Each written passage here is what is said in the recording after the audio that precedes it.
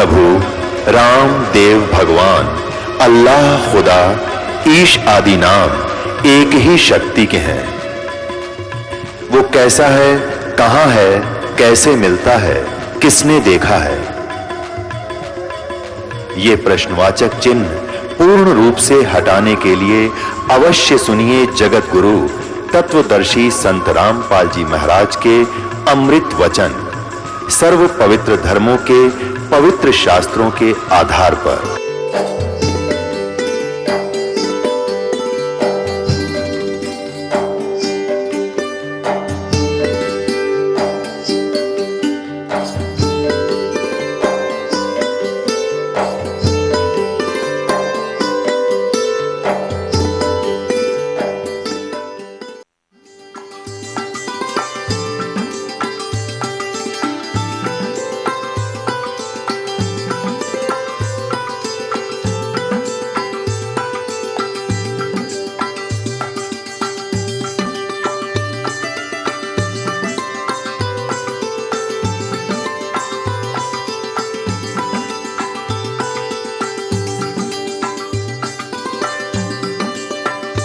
कर जोरूं विनती करूं, धरूं चरण पर शीसे। गुरु राम देवानंद जी महाराज ने दियो नाम बख्शीसे। कोटि कोटि सजदा करूं, कोटि कोटि प्रणाम। चरण कमल में राखियो, मैं बंदी जाम गुलाम। कबीर ये तन विष की बेलड़ी, गुरु अमृत की खाने। शीस दिए जो गुरु मिले, तो भी सस्ता जाने।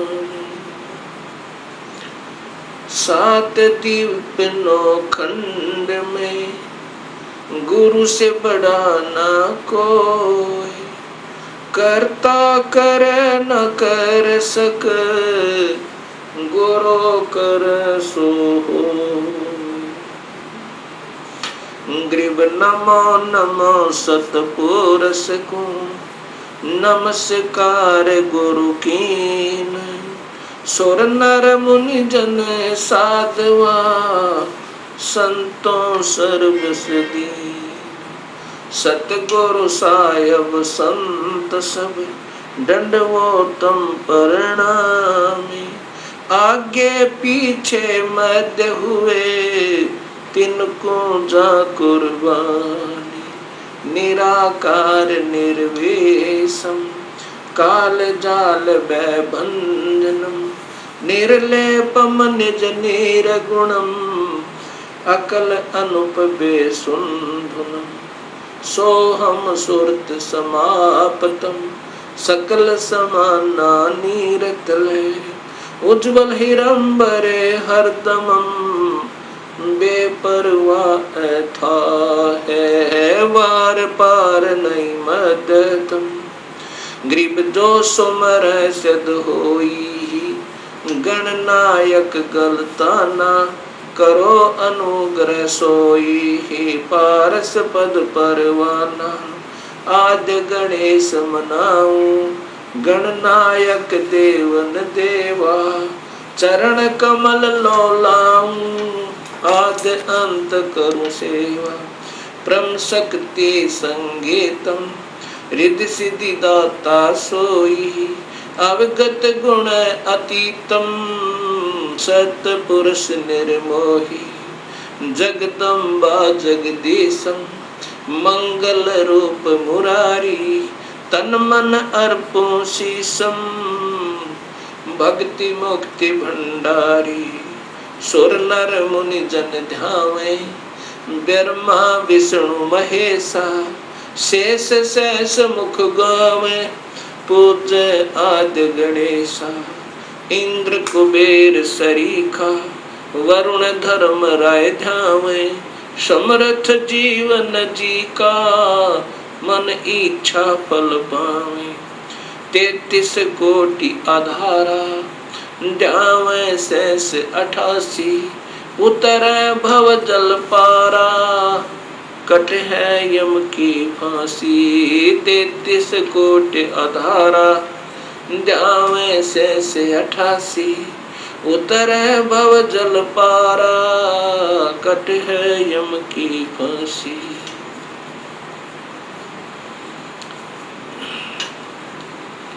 कबीर लूट सको तो लूटियो राम नाम की लूटी। पीछे फिर पछताओगे प्राण जहांगे छूटे। नहीं भरोसा देही का विनस जावे क्षण माही। श्वास उसास में सुमरण करो और यतन कछु नाही। कबीर श्वास श्वास में नाम जपो व्यर्थ श्वास मत खो। ना जाने इस श्वास को आवण हो कि न हो। राम रटत कोटि भलो चू चू पड़े जो चामे। ये कंचन दे किस काम की जा मुख नाही नाम। कबीर जिव्या तो वो ये बली जो रटे हरि नाम। नहीं तो काट बगाइयो मुख में भलो ना चामे।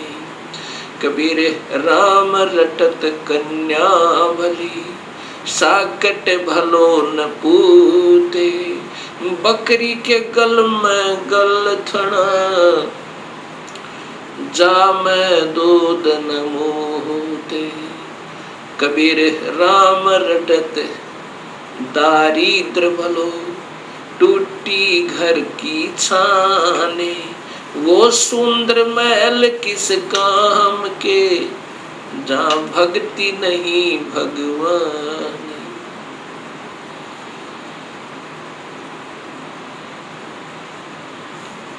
परमपिता परमात्मा पूर्ण ब्रह्म भगवान कबीर साहिब की असीम कृपा से परिभाषा प्रभु की सर्वभक्त समाज के समक्ष पहुंची। इस सत्य ज्ञान को श्रवण करके तथा टीवी के ऊपर देखकर हजारों की संख्या में भक्त आत्माओं के श्रद्धा भरे पत्र तथा साथ में टेलीफोन के माध्यम से हमें उनके हृदय की पुकार, हृदय से की हुई प्रशंसा हमारे पास पहुंची। साथ में उनकी विनम्र शंकाएं भी आई। विनम्र भाव से उन्होंने प्रार्थना की कि जो आपने शास्त्रों के आधार पर यह सत्य ज्ञान समाज को दिया है, इसके लिए हम बहुत आभारी हैं। ऐसा स्वच्छ, ऐसा सत्य ज्ञान ये अभी तक कहाँ छुपा रहा, इसका कारण क्या रहा? ये हमारा दुर्भाग्य रहा कि अभी तक हमें ये सत्य ज्ञान नहीं पता चला, जबकि सभी शास्त्रों में और जो का तो प्रमाण मिला। अब ऐसे भक्त आत्माओं की अगर शंकाओं का समाधान नहीं हो पाया तो इस शंका रूपी कांटा फिर इस भक्ति रूपी मार्ग में बाधक बन जाता है। इसके लिए सर्वप्रथम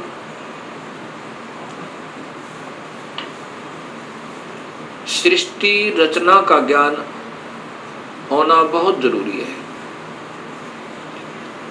जब तक हम सृष्टि रचना को ढंग से नहीं समझ पाएंगे तब तक हम इस सत्य ज्ञान को नहीं कैच कर सकते, नहीं पकड़ सकते, नहीं समझ सकते। सृष्टि रचना के बारे में अभी तक समाज को, भगत समाज को, अपना कोई समाज नहीं है, कोई धर्म नहीं है हमारा एक ही धर्म है, मानव धर्म, और जीव अपनी जाति है। ये सबसे पहले हमने याद रखना चाहिए।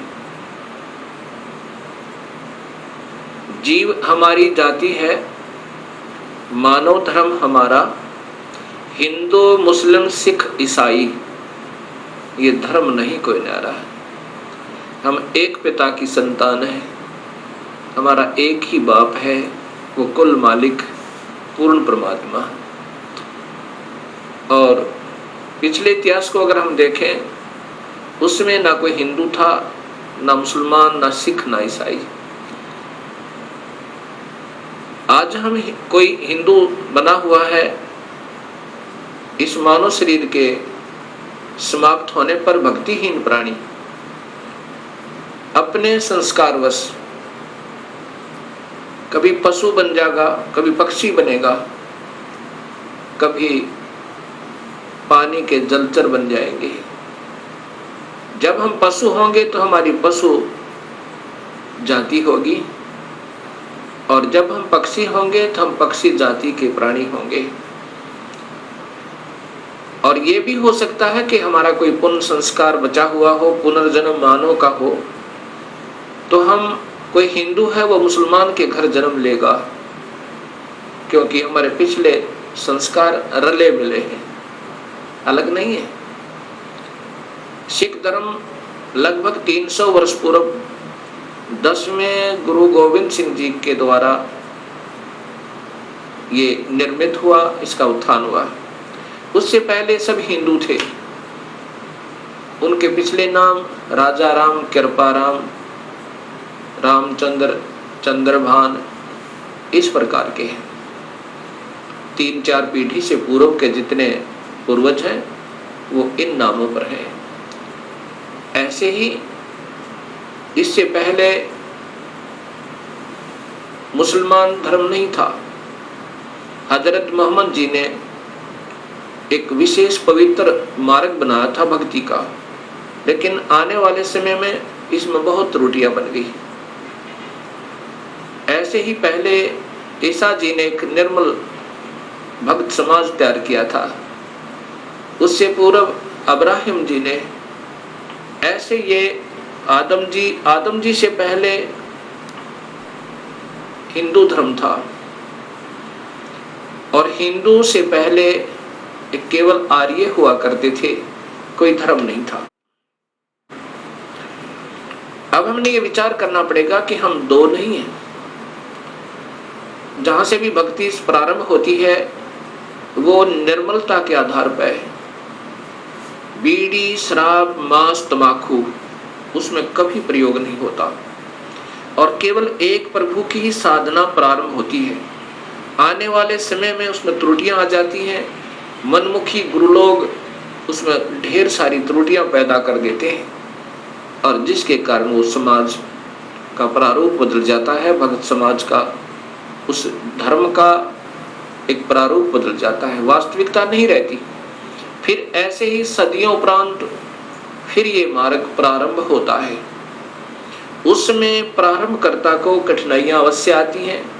समाज समझता है कि ये निंदक है, सभी को की साधनाओं को गलत बता रहा है। बिल्कुल नहीं,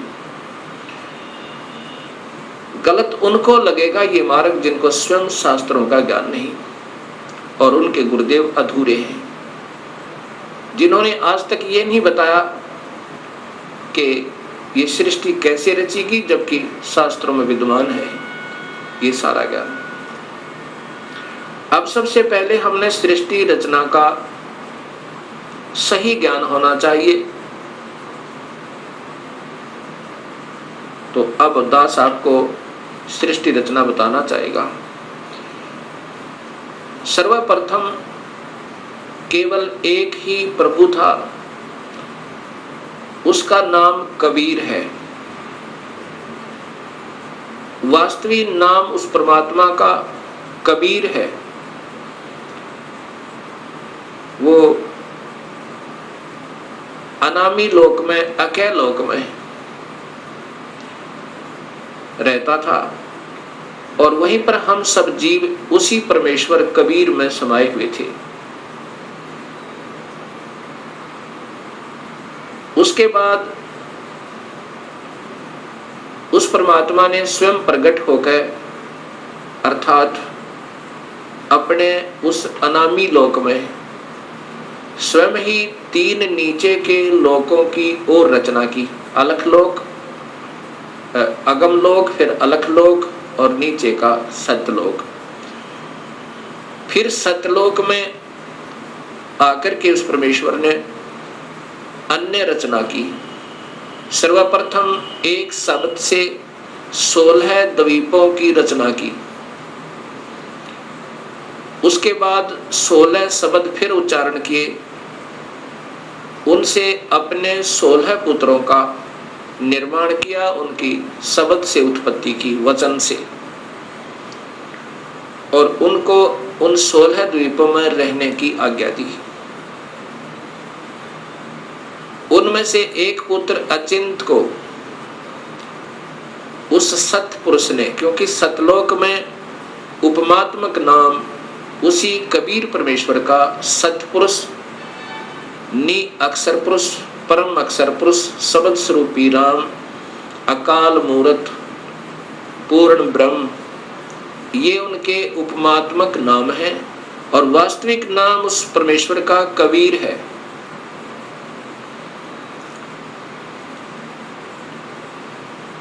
सतलोक के अंदर सतपुरुष ने अपने पुत्र अचिंत से कहा कि आप यहाँ की अन्य सृष्टि रचना को करो मेरी शक्ति तय। अचिंत ने अपनी शब्द शक्ति से अक्षर पुरुष परब्रह्म की उत्पत्ति की और उससे कहा कि मेरा सहयोग दो यहाँ सतलोक में अन्य सृष्टि रचना करने का। अक्षर पुरुष अर्थात ये परब्रह्म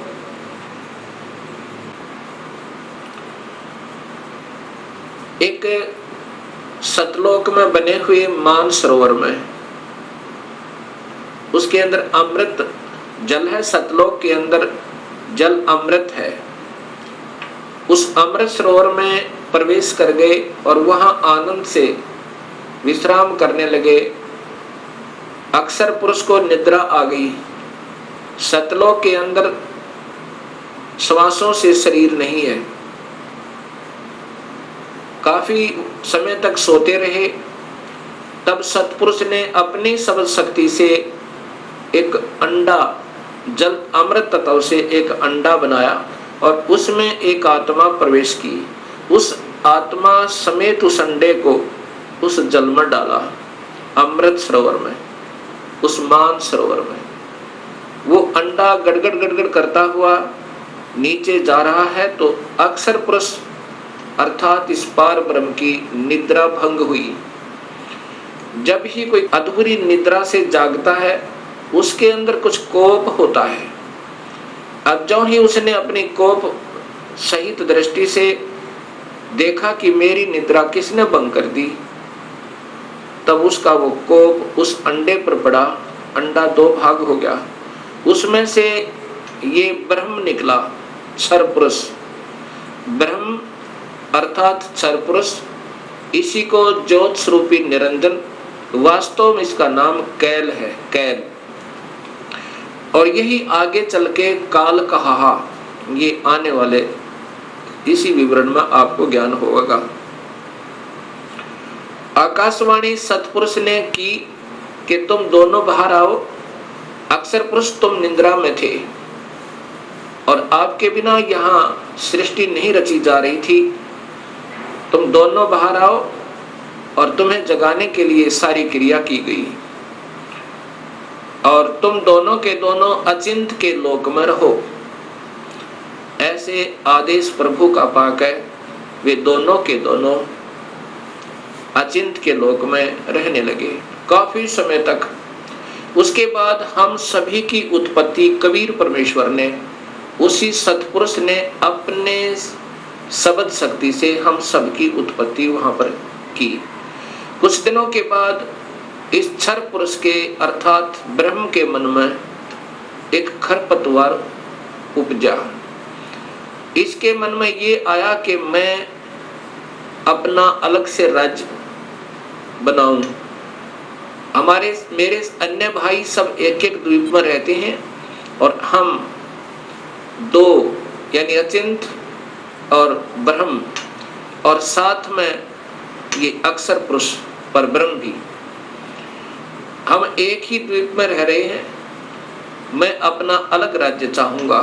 इस उद्देश्य से ब्रह्म ने, क्षर पुरुष ने, ज्योत स्वरूपी निरंजन ने 70 युग तक अलग से एक पैर पर खड़ा होकर तपस्या की। जब ये तपस्या कर रहा था, हम ये सभी आत्माएं जो आज काल के लोक में दुख पा रहे हैं, चाहे आज कोई देव बना है, चाहे कोई महादेव बना है, चाहे आज कोई शूकर बना है, चाहे कोई गधा बना है, चाहे कोई राजा बना है, चाहे कोई रंक बना है, पशु या पक्षी बना हुआ है, ये सभी की सभी आत्माएं हम इस काल के ऊपर अर्थात इस ब्रह्म के ऊपर आसक्त हो गए। और यही बीमारी आज हमारे अंदर विद्यमान है, यही प्रक्रिया। जैसे ये नादान बच्चे किसी हीरो और हीरोइन को देखकर उसकी अदाओं के ऊपर इतने आसक्त हो जाते हैं कि वो अगर आसपास कहीं किसी शहर में वो हीरो, वो अभिनेता या अभिनेत्री आ जाए, लाखों की संख्या में उनके दर्शनार्थ भीड़ उमड़ जाए और लेना एक न देने दो, कुछ मिलना नहीं उससे। ऐसी हमारी वृत्ति वहां बिगड़ी थी सत्यलोक में। हम वहां रहा करते थे अपने पिता के पास, कोई दुख नहीं था, कोई मृत्यु नहीं थी, हमारे परिवार थे, हम प्यार से रहा करते थे। लेकिन वहां हम अपने पति भर्ता पद से गिर गए। अपने मूल मालिक उस पूर्ण ब्रह्म जो सर्व सुखदायी सदा सहाय आत्मा का आधार वास्तव में भगवान है, जो जीव को दुखी नहीं करता, जन्म मरण के कष्ट में नहीं डालता, कुत्ते और गधे नहीं बनाता, उसको छोड़कर और हम इस काल यानी ब्रह्म के ऊपर आसक्त हो गए।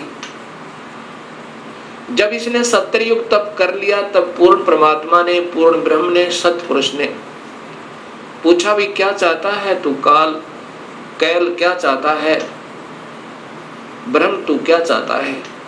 तब इस ज्योत स्वरूपी निरंजन ने कहा कि पिताजी, ये स्थान जहां मैं रह रहा हूं ये कम है, मुझे अलग से राज्य दो। तब उस पूर्ण ब्रह्म ने इस ब्रह्म के तप के बदले में 21 ब्रह्मांड प्रदान कर दिए। जैसे 21 प्लॉट दे देवे कोई साहूकार पिता अपने पुत्र को। 21 ब्रह्मांडों को पाकर ये ज्योत निरंजन बड़ा प्रसन्न हुआ। कुछ दिनों के बाद इसके मन में आया कि इसमें कोई अन्य रचना करूं, उसके लिए कुछ समान पिताजी से मांगूं। इसने 70 युग तप फिर किया। तब सतपुरुष ने पूछा कि आप क्या चाहते हो, आपको 21 ब्रह्मांड प्रदान कर दिए।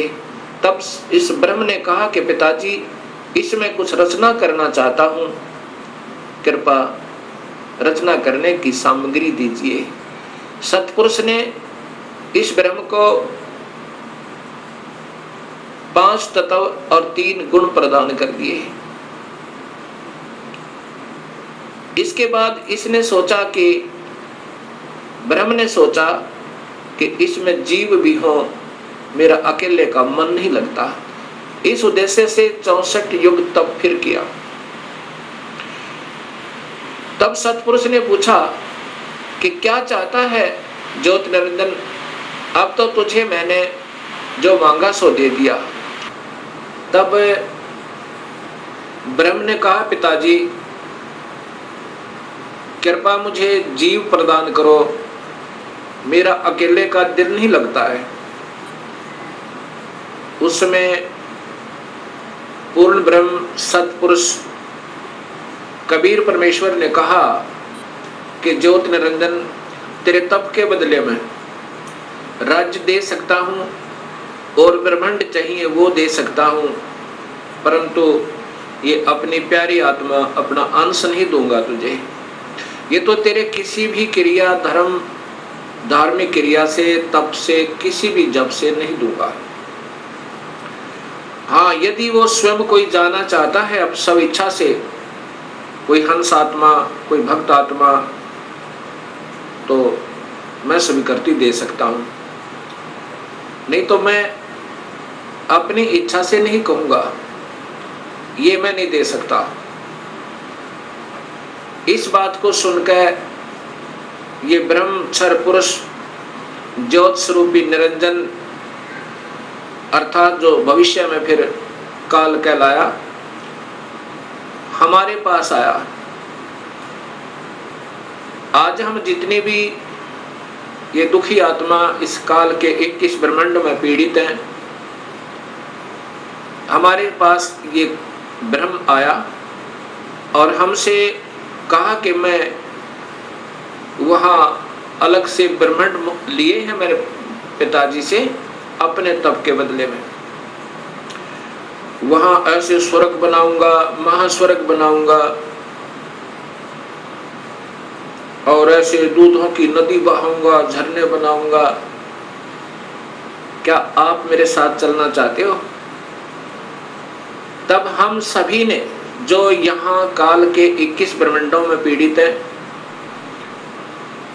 कहा कि यदि पिताजी हमें आज्ञा दें तो हम चलने को तैयार हैं। इस बात को सुनकर ज्योत स्वरूपी निरंजन कबीर परमात्मा के पास आया और उससे कहा कि पिताजी, कुछ आत्माएं हमारे साथ चलने को तैयार हैं। सतपुरुष से कहा इस काल ने, ब्रह्म ने, कि पिताजी कुछ आत्माएं मेरे साथ चलने को तैयार हैं, उन्होंने सहमति दी है।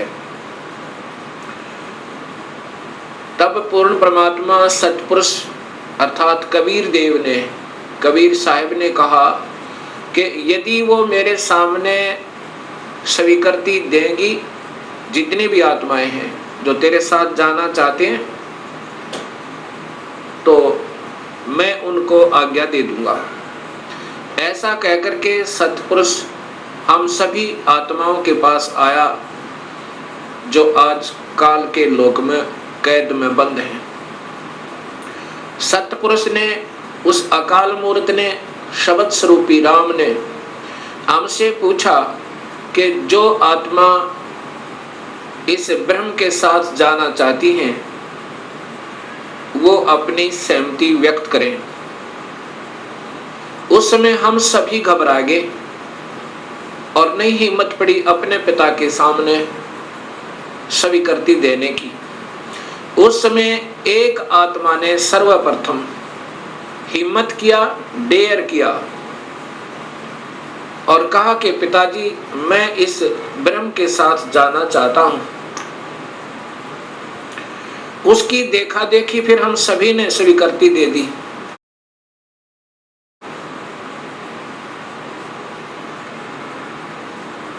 और जितनी भी आत्माएं उस समय स्वीकृति दी थी, सभी कबीर साहिब ने उनके नंबर नोट किए और जिसने सर्वप्रथम सहमति दी थी उस आत्मा का भी नंबर नोट किया और ब्रह्म से कहा कि ब्रह्म आप जाओ अपने लोक में, अब इन सभी आत्माओं को मैं विधिवत तेरे लोक में भेजूंगा। ऐसा कहकर के सतपुरुष ने अपनी शब्द शक्ति तक उस प्रथम स्वीकृति देने वाली आत्मा को एक लड़की का रूप बना दिया और उसको उसके अंदर एक शब्द शक्ति दे दी और हम सभी जीव आत्माओं को, उसे प्रकृति देवी भी कहते हैं, अष्टंगी भी कहते हैं और वही महामाया भी कहलाई। यहाँ 21 ब्रह्मांड की, इस देवी को उत्पन्न किया, अर्थात उस आत्मा का लड़की बनाया। फिर हम सभी आत्माओं को जो 21 ब्रह्मांड में आए हुए हैं उसके अंदर प्रवेश कर दिया, इस लड़की के शरीर में, प्रकृति देवी के शरीर में, अर्थात इसको अध्या माया भी कहते हैं।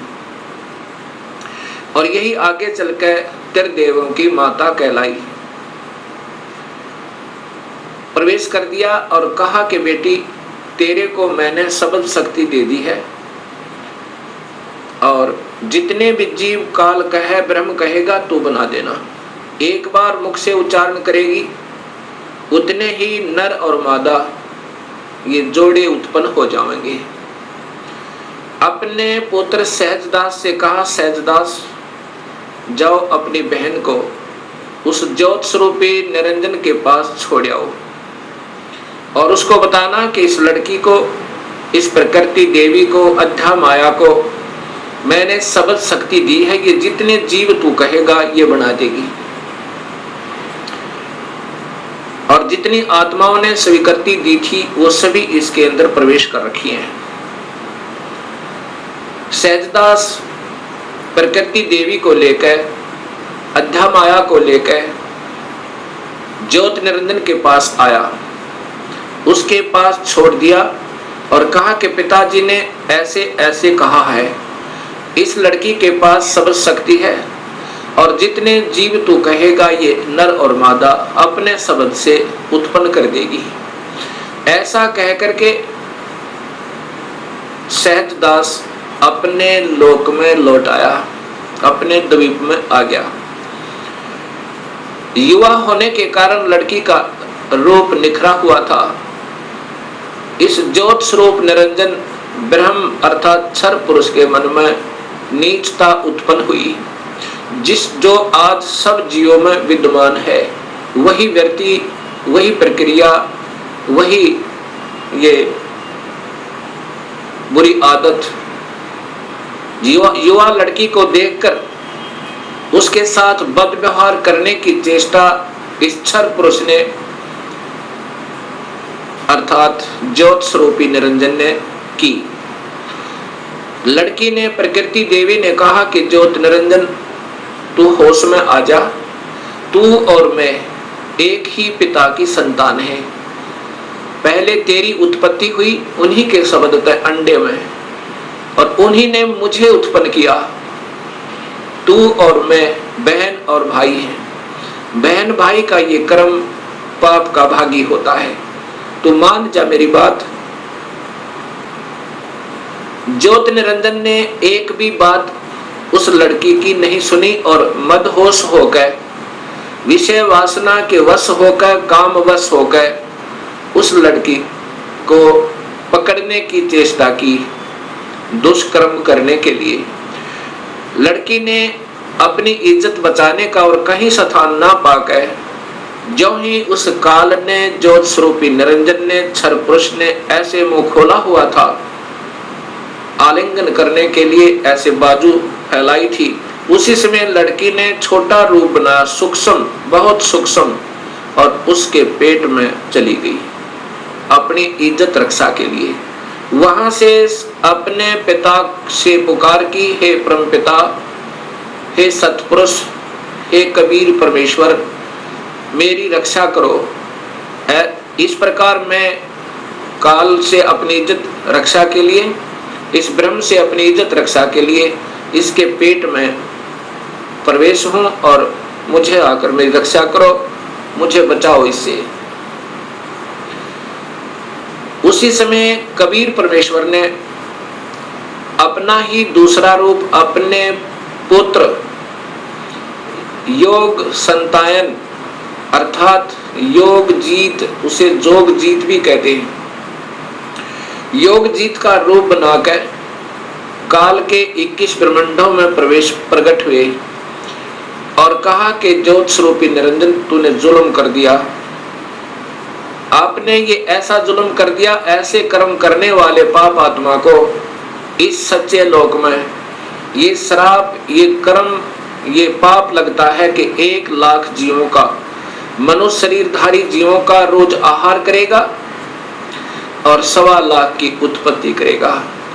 पिताजी ने आदेश दिया है मुझे कि आप यहां से निकल जाइए अपने 21 ब्रह्मांड को लेकर, और लड़की को उसके पेट से निकाल दिया। प्रकृति देवी को इस ब्रह्म के पेट से निकाल दिया और उनको 21 ब्रह्मांड समेत और दोनों को वहां से निष्कासित कर दिया और कहा कि प्रकृति तूने स्वयं अपने पैर पर कवाड़ा मारा है, अपने पिता से दूर होगी तू, अब इसकी सजा तू ही पावेगी और जाओ यहां से 21 ब्रह्मांड लेकर आप चले जाओ। इतना कहते ही 21 ब्रह्मांड वायुयान की तरह वहां से चल पड़ा और वहां से सतलोक से 16 शंख कोश की दूरी पर नील पद्म शंख यानी 16 मिलियन 16 शंख कोश की दूरी पर ये 21 ब्रह्मांड आकर के स्थिर कर दिए कबीर परमेश्वर ने अपनी शक्ति तय। अब इस ज्योत स्वरूपी निरंजन के मन में फिर यही नीचता फिर उठी और कहा कि अब मेरा कौन क्या बिगाड़ सकता है, अब मैं मनमाना करूंगा। उस लड़की ने, प्रकृति देवी ने फिर प्रार्थना की कि ज्योत निरंजन अब भी तू मान जा। पहले तो आप और मैं एक ही पिता की संतान हैं और दूसरे मैं तेरे पेट से होकर आई हूं। ये कर्म अब मैं तेरी बेटी बन गई। प्रथम तो बहन और भाई का ये पाप कर्म महापाप का कारण है और दूसरे मैं तेरी बेटी हुई आपके पेट तक होकर आई और बाप बेटी का ये जुल्म अच्छा नहीं। मान जा मेरी बात, मेरे पास सब शक्ति है पिताजी की दी हुई और जितने जीव तू कहेगा मैं बना दूंगी। लेकिन इस ज्योत स्वरूपी निरंजन ने एक भी बात नहीं सुनी उस प्रकृति देवी की, दुर्गा की। जबरदस्ती शादी की और एक ब्रह्मांड में एक ऐसा स्थान बना रखा है इस काल भगवान ने, ब्रह्म भगवान ने। वहां पर ब्रह्मलोक कहते हैं उसको। उस ब्रह्मलोक के अंदर इसने 3 स्थान बना रखे हैं, एक रजोगुण प्रधान, एक सतोगुण प्रधान और एक तमोगुण प्रधान। जब ये सतोगुण रजोगुण प्रभावित क्षेत्र में इस दुर्गा को अपनी पत्नी के रूप में रखता हुआ वहां रहता है, उस समय जो पुत्र की उत्पत्ति होती है उसका नाम ब्रह्मा रख देता है, उसको रजोगुण बना देता है। उसके बाद ये दोनों उस स्थान पर आ जाते हैं जो सतोगुण प्रभावित होता है। वहां पर जो पुत्र उत्पन्न होता है उसके अंदर सतोगुण आ जाते हैं, उसके अंदर सतोगुण आ जाते हैं और उसका नाम ये विष्णु रखते हैं। तीसरे स्थान को तमोगुण प्रभावित बना रखा है, वहां रहकर अब इसी प्रकृति देवी दुर्गा के साथ जो पुत्र उत्पन्न करता है उसका नाम रुद्र शंकर शिव रखता है। ऐसे ही हर ब्रह्मांड के अंदर इस काल भगवान ने, ब्रह्म भगवान ने ये ब्रह्मलोक बनाए हैं और वहां पर ये ऐसे ही कुछ समय के लिए प्रकृति देवी को अपने साथ रखता है और उसके बाद वहां से अंतर्ध्यान हो जाता है। अब जब इसने इस लड़की को, प्रकृति देवी को बदनजर से देखा था और ये लड़की प्रकृति देवी ने इसके पेट में शरण पाई थी, ज्योत निरंजन के पेट में, और फिर सतपुरुष ने अपने पुत्र जोगजीत का रूप बना करके आकर उसको निकाला था। उस दिन से इसका नाम काल पड़ा। कहा था कि आज से तेरा नाम काल होगा और 1 लाख जीवों का, मनुष्य शरीरधारी प्राणियों का रोज आहार करेगा और 1.25 लाख की उत्पत्ति किया करेगा। ये वहां पर सतलोक के अंदर ऐसा दुष्कर्म करने वाले को स्वतः पाप लग जाता है। अब ज्योत स्वरूपी निरंजन काल ने अपनी पत्नी से कहा कि मैं ऐसे स्थान पर रहूंगा जहां पर कोई नहीं आ सकता, और आज के बाद मैं किसी भी 20 ब्रह्मांड के अंदर किसी भी व्यक्ति को, किसी भी प्राणी को आकार रूप में दर्शन नहीं दूंगा। मुझे निराकार समझा करेंगे, लेकिन मैं अपने वास्तविक रूप, काल रूप में, अपने 21वें ब्रह्मांड में रहा करूंगा। वहां पर कोई नहीं आ सकता, ना ब्रह्मा आ सकता, ना विष्णु आ सकता, ना शिव आ सकता, और ना ही कोई वेदों में के अनुसार साधना करने वाले साधक आ सकते। मैं वहां रहा करूंगा और सर्व कार्य मैं गुप्त रूप से किया करूंगा। तब प्रकृति देवी ने कहा कि निरंजन मैं तेरे वश होगी, अब कुछ भी नाच नचा। इतने बड़े ब्रह्मांडों को, इन 20 ब्रह्मांडों को मैं कैसे चलाऊंगी एक स्त्री की जाति, और तू मुझे छोड़कर जा रहा है, कहता मैं आज के बाद किसी को दर्शन नहीं दूंगा। तब ज्योत स्वरूप निरंजन अर्थात इस काल भगवान ने, ब्रह्म ने कहा कि प्रकृति चिंता ना करे, जो कुछ भी करूंगा वो मैं ही करूंगा, तुम तो निमित्त मात्र होगे, और ये बच्चे ब्रह्मा विष्णु महेश ये भी केवल निमित्त होंगे। इन सब का रिमोट मेरे पास होगा, सब कार्य मैं करवाऊंगा, तू चिंता मत कर। और जब ये बच्चे थोड़े से सियाने हों, इनको अचेत कर देना। जब ये बाल अवस्था से ऊपर उठे, इनको अचेत कर देना और मेरा भेद मत बताना। ये समझ लेना ध्यान से, अगर मेरा भेद तूने इनको बताया तो मेरे से बुरा नहीं होगा। ऐसे उसको डरा धमका दिया। इस प्रकार ये काल उसके बाद निराकार कहलाता है, लेकिन ये आकार में अपने उस काल लोक में विद्यमान रहता है। जब ये बच्चे ब्रह्मा विष्णु महेश सियाने हुए, तब तक इनको अचेत रखा गया। जब ये सियाने हुए, उसमें ब्रह्मा को कमल के फूल पे, विष्णु को शेष सैया पे, और शिव को एक कैलाश पर्वत पे इनको बेहोश रखा हुआ था, और फिर वहां पर सचेत कर दिया। सबसे पहले ब्रह्मा को कमल के फूल पे इसी स्वयं ब्रह्म ने, काल ने अपने ही नाभि से एक कमल प्रकट किया। वो महाविष्णु, महाब्रह्मा, महाशिव रूप में, 3 रूप में ब्रह्मलोक में रहता है, हर ब्रह्मांड के अंदर। उस समय ब्रह्मा को उस कमल के फूल पर रख दिया। ब्रह्मा को ये नहीं मालूम कि मैं कहां से उत्पन्न हुआ, कौन मेरा माँ है, कौन मेरे पिता है। उसके बाद आकाशवाणी हुई कि तुम तप करो। ब्रह्मा ने 1000 वर्ष तक तप किया। फिर आकाशवाणी हुई कि सृष्टि करो।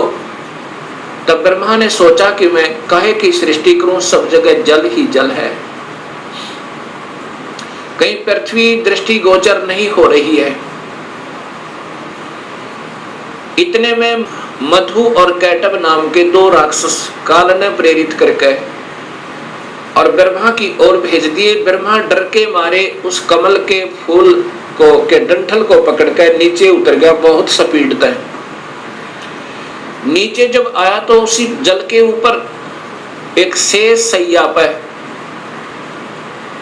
चतुर्भुज रूप में एक व्यक्ति सो रहा है। उसके हाथों में शंख, चक्र, गदा, पद्म है।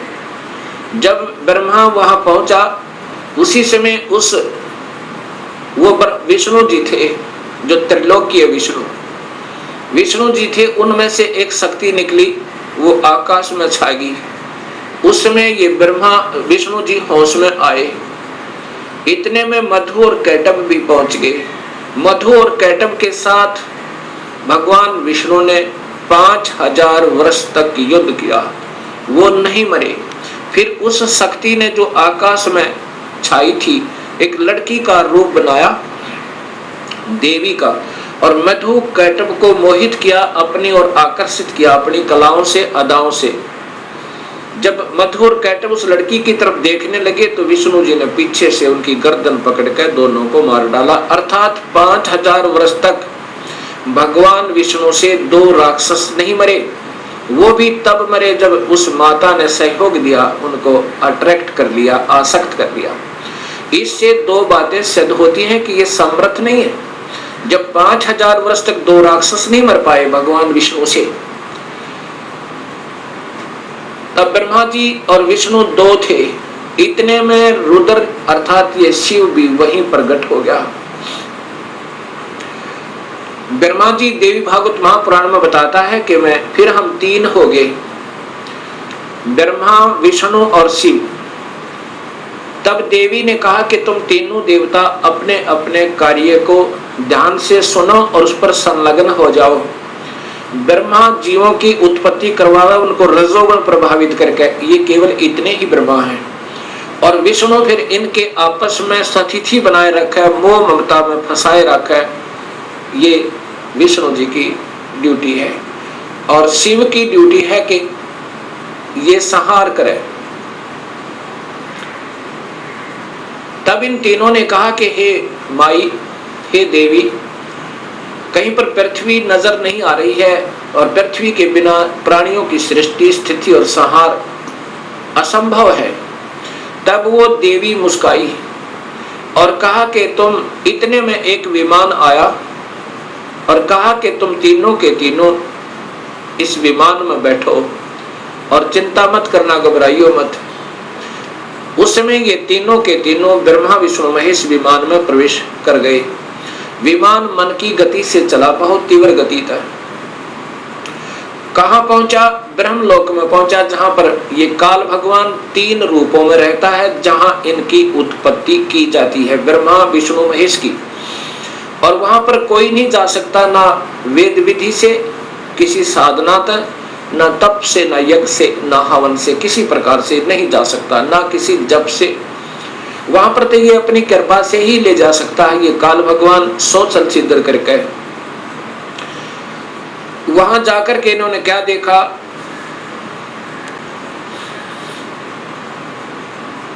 एक इंद्र देखा वहां पे, क्योंकि वो महास्वर्ग के अंदर एक महा इंद्र है। उसके बाद फिर आगे विमान गया, वहां एक ब्रह्मा देखा। जब दूसरा ब्रह्मा देखा तो शिव और विष्णु ब्रह्मा जी से पूछने लगे कि हे चतुरानन, ये दूसरा ब्रह्मा कौन है? तब ब्रह्मा जी ने कहा, मुझे नहीं मालूम ये कौन है। उसके बाद विमान आगे चला। फिर क्या देखा कि एक त्रिनेत्रधारी भगवान शिव दूसरा देखा, जो नंदी वृषभ पर सवार थे, हाथ में त्रिशूल लिए हुए थे। उसके बाद इनका विमान आगे चला। वहां पर क्या देखा कि एक विष्णु और थे, और वह बहुत सुंदर विशाल लक्ष्मी का एक भवन था, उसमें बहुत ऐश्वर्य के साधन उपलब्ध थे। उसके बाद विमान आगे पहुंचा। कहां गया? एक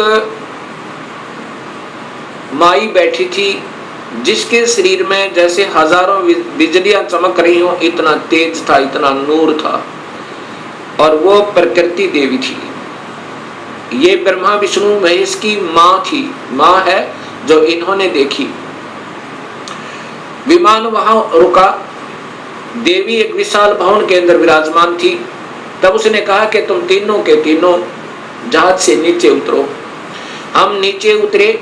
ब्रह्मा विष्णु महेश, ब्रह्मा बता रहा है देवी भागवत महापुराण में, नीचे उतरे। तब विष्णु जी ने ध्यान से देखा और कहा कि ये तो अपनी मां है। इस माई के दर्शन मैंने किए थे जब मैं बालक था, छोटा सा था। जब मैं बालक था, छोटा सा था, तब मैंने इस माई के दर्शन किए थे। इससे सब सिद्ध है कि इनका जन्म है और ये तीनों की मां है। तब ब्रह्मा, विष्णु और शिव ने तीनों ने स्वीकार कर लिया कि ये ही अपनी जननी है। तब शिव जी कहते हैं, हे माता, जब आप ब्रह्मा को उत्पन्न करने वाली आप हैं, विष्णु भी जब आपके बालक हैं, तो ये तीसरा भी आप ही का बच्चा है। आप ही हमें गुप्त भेद नहीं बता रहे थे, अब हमने आप ही की कृपा से ज्ञान हुआ। अब इसका प्रमाण आपको सबसे पहले देवी भागवत महापुराण में देता हूं। पहले आपको देवी भागवत महापुराण से प्रथम शिव पुराण को दिखाता हूं, उसके बाद फिर आपको देवी भागवत महापुराण दिखाऊंगा। और ये शास्त्र पहले से उपलब्ध थे, कोई आज नए नहीं बनाए इस दास ने, क्योंकि जितने हमारे अभी तक शास्त्र विद रहे वो अल्पज थे, अधूरे ज्ञान युक्त थे, वो उनको इस सत्य मार्ग का पता नहीं था। इसलिए हमारे सभी पूर्वजों को भूत बना दिया गीता विरुद्ध साधना करवा के, और पितर बनवा दिया गीता विरुद्ध साधना करवा के। गीता में लिखा है कि देवी देवताओं की पूजा मत करो, ब्रह्मा विष्णु महेश की पूजा भी नहीं करनी है, तीनों गुणों की भक्ति नहीं करनी है, केवल ब्रह्म से प्रारंभ होती है भक्ति, और पूजा करनी है केवल पूर्ण ब्रह्म की। अब मैं आपको देवी भागवत, पहले आपको शिव महापुराण दिखाता हूं।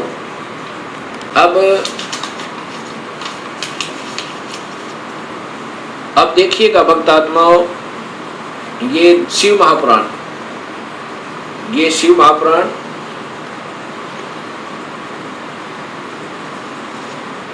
इसके अंदर आपको पता चलेगा श्री शिव महापुराण भाषा सटीक सहितम, ये संस्कृत युक्त है, इसमें संस्कृत भी साथ है। और ये शिवा भाषा टीका टीकोत्तम, टीकाकार है डॉक्टर गर्मानंद त्रिपाठी, साहित्य आयुर्वेद ज्योतिष आचार्य, MA PhD DMCA, ये टीकाकार है इनके। और ये आपके समक्ष है, इसमें क्या लिखा है यहां देखिएगा।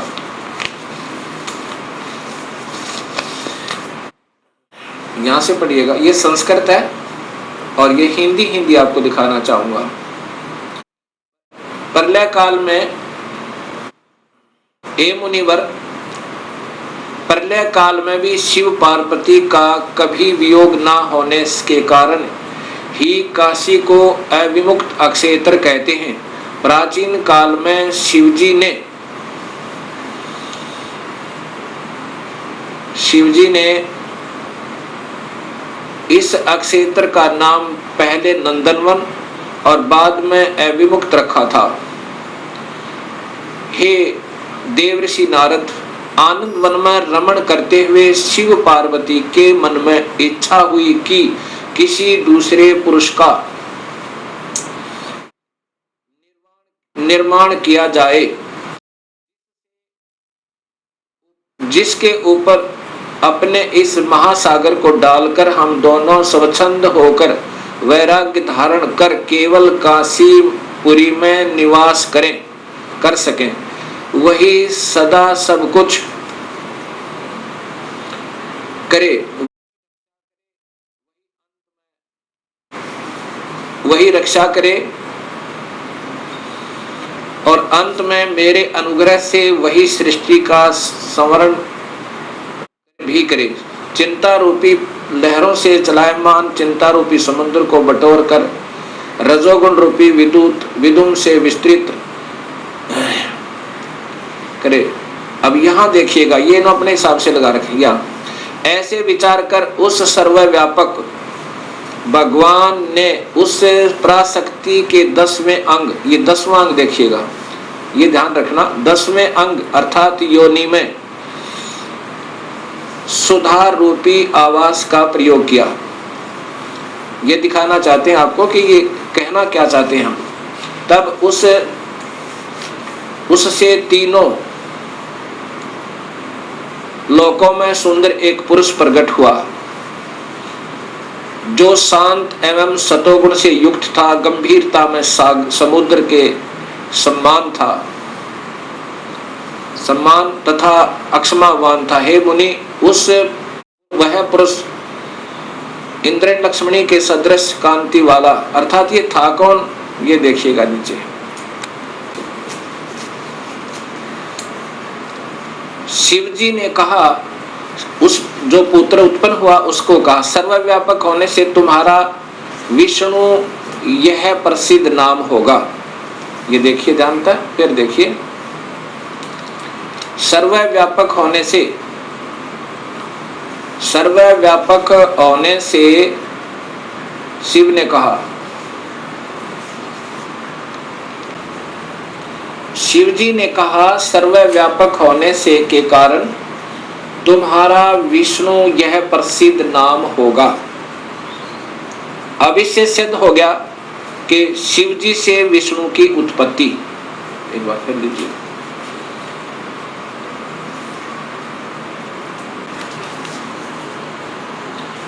अभी आपने ये शिव महापुराण में छठे अध्याय को देखा, छठे अध्याय में कि भगवान शिव से और पार्वती के संयोगता है। पार्वती कौन, ये महाशक्ति यानी शेरा वाली प्रकृति के द्वारा विष्णु की उत्पत्ति की। अब सातवां अध्याय, ये संस्कृत भी साथ है। अब यहाँ आगे देखिएगा, ये हिंदी देखिएगा। ब्रह्मा जी ने कहा कि विष्णु भगवान के शयन करने के बाद उनकी नाभि से एकाएक बहुत बड़ा कमल पुरुष उत्पन्न हुआ, कमल पुष्प। अब ये ब्रह्मा बता रहा है लेकिन तुक्के लगा रहा, क्योंकि ये स्वयं बेहोश था पहले, इसको आप ही नहीं मालूम वो कौन से विष्णु की नाभि से मिला। ये देखिएगा, उत्पन्न हुआ जिसकी नाल टंकार फल फूल के फूल। अब ज्यादा ना देख रही है, देखिएगा, उस सांब शिव परमेश्वर भगवान शिव ने पहले की भांति जैसे विष्णु की उत्पत्ति की थी, दुर्गा और काल के संयोग तय, पहले की भांति अपने दाहिने अंग से मुझे उत्पन्न किया।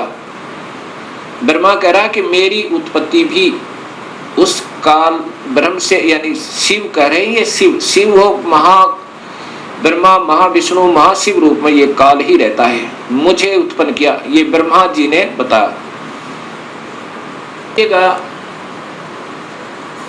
कई भक्तात्मा कहते हैं कि जो गीता प्रेस गोरखपुर से प्रकाशित पुस्तकें हैं वही विशेषकर आम भक्त समाज उनको सत्य मानता, एथेंटिक मानता है। अब आपके सामने यही गीता प्रेस गोरखपुर से प्रकाशित ये पुस्तक दिखाते हैं, शिव महापुराण।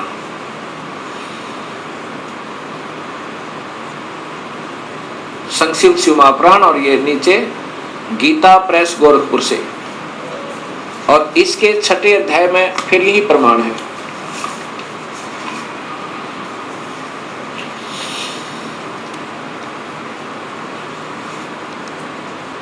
इसी शिव महापुराण का ये छठा अध्याय है। ये शिव महापुराण अध्याय नंबर 6, उसके बीच से सुना रहा हूं, आप इसको खरीद कर देख भी सकते हो। जिससे परब्रह्म के विषय में ज्ञान और अज्ञान पूर्ण उक्तियों द्वारा इस प्रकार ऊपर बताए अनुसार विकल्प किए जाते हैं। उसने कुछ काल के बाद सृष्टि का समय आने पर द्वितीय की इच्छा प्रकट की, उसके भीतर एक से अनेक होने का संकल्प उदित हुआ। तब उस निराकार परमात्मा ने अपनी लीला शक्ति से अपने लिए मूर्ति आकार की कल्पना की। वह मूर्ति संपूर्ण ऐश्वर्य गुणों से संपन्न, सर्वज्ञानी, ज्ञानमयी, शुभ स्वरूपा, सर्वव्यापिनी, सर्वरूपा, सर्वदर्शनी, सर्वकारिणी, सबके एकमात्र वंदनीय, सर्वदा सब कुछ देने वाली और संपूर्ण संस्कृतियों का केंद्र थी। उस शुद्ध रूपणी ईश्वरीय मूर्ति की कल्पना करके वह अद्वितीय, अनादि, अनंत, सर्व प्रकाशक, चिंत, सर्वव्यापी और अविनाशी परब्रह्म अंतर्हित हो गया। ये काल की कलाएं हैं सारी, और ये अनजान लेखक जिनको कुछ ज्ञान नहीं, इस काल को ही सब उपमा दे रहे हैं उस पूर्ण ब्रह्म के तुल्य, जो मूर्ति रहित परम ब्रह्म है। अब यहाँ मूर्ति हो गया और फिर मूर्ति रहित भी है। अब ये काल की ही कला है, वो क्या बन गया, शिव रूप में आ गया। उसकी मूर्ति यहाँ देखो, चिंत में आकार भगवान सदाशिव है। ये काल ही निराकार है, और यही फिर महाशिव, महाविष्णु और महाब्रह्मा के रूप में ये सब कलाएं करता है।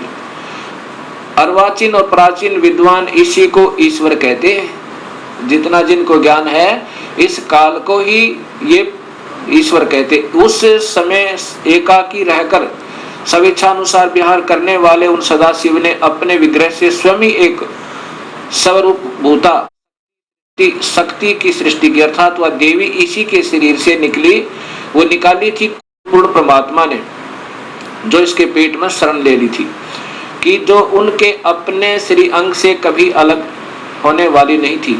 उस पराशक्ति को प्रधान